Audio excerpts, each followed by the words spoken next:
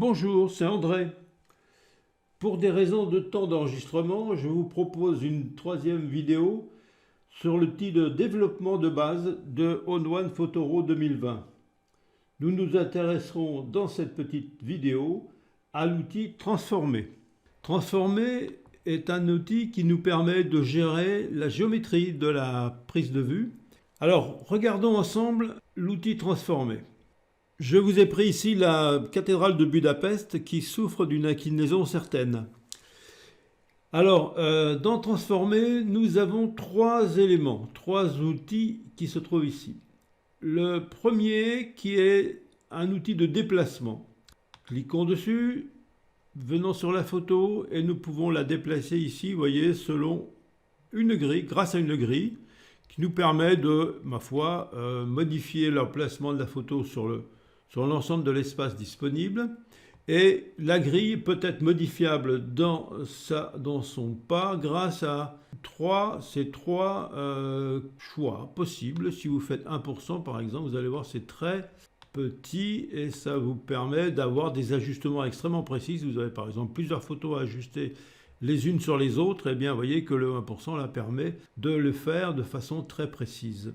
Deuxième outil qui se trouve ici, c'est évidemment un niveau. Eh bien, on va profiter pour mettre notre cathédrale de niveau. Clic gauche, on va venir présenter le niveau par exemple ici et également jusque là. Et voilà que la cathédrale se redresse. Alors elle s'est redressée un peu vite, on va peut-être refaire l'opération. On va annuler ça.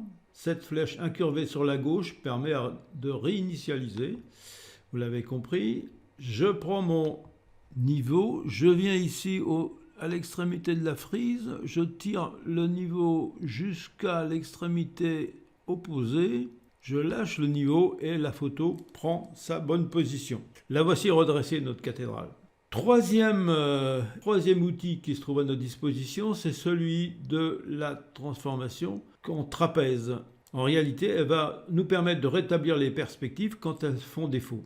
Cliquons sur le trapèze, il devient bleu.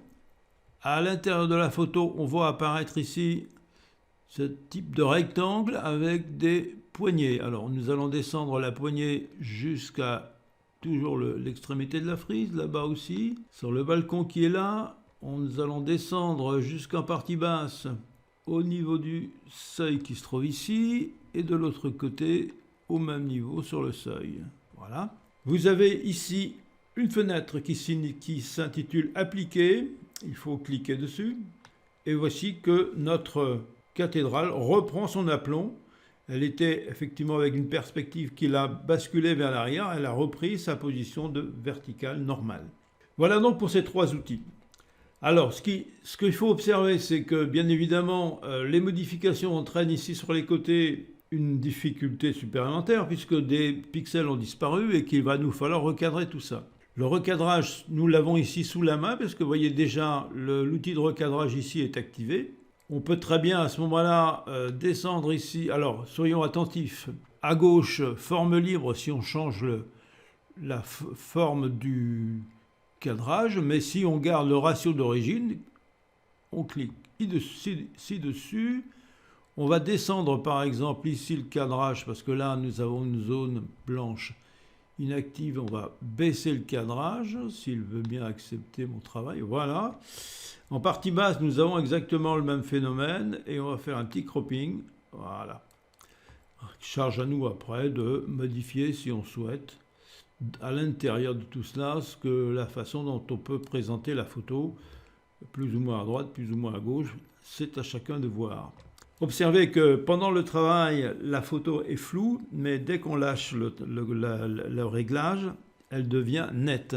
Que dire d'autre? Eh bien, que nous avons ici des outils supplémentaires qui peuvent permettre de gérer la verticale de façon tout à fait manuelle. L'horizontale, bien évidemment, là aussi. La rotation, voilà. L'échelle, voici. Travailler son échelle. L'aspect, plus ou moins haute, enfin, plus ou moins large.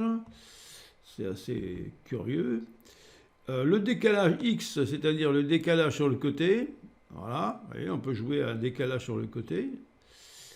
Et le décalage Y qui permet de monter ou descendre, tout simplement.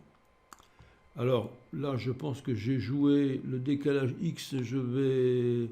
Non, je n'ai pas grand-chose à faire, mais j'ai joué sur la rotation. Je pense qu'on va mettre la rotation en bonne position pour que les deux sommets de clocher soient à la même position.